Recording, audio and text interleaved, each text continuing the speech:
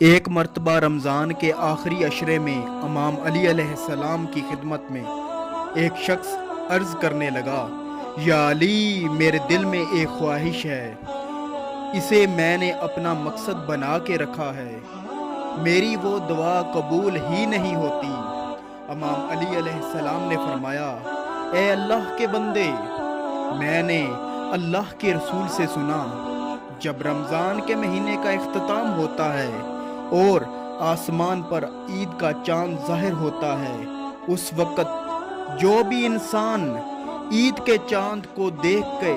ایک مرتبہ سورہ فاتحہ پڑھ کر اللہ کو اس کے رسول کا واسطہ دے کر جو بھی دعا مانگتا ہے، اللہ اس دعا کو فوراً قبول کر کے اسے انسان کے مقدر میں لکھ دیتا ہے، کیونکہ عید کا چاند اللہ کی طرف سے مومن کے لیے خوشی کی نشانی ہے۔ اسی لیے جو بھی انسان عید کے چاند کو تلاش کرتا ہے، دیکھ کے خوش ہوتا ہے، دعا مانگتا ہے، اللہ اس انسان کی دعا کو کبھی رد نہیں کرتا۔ تو پھر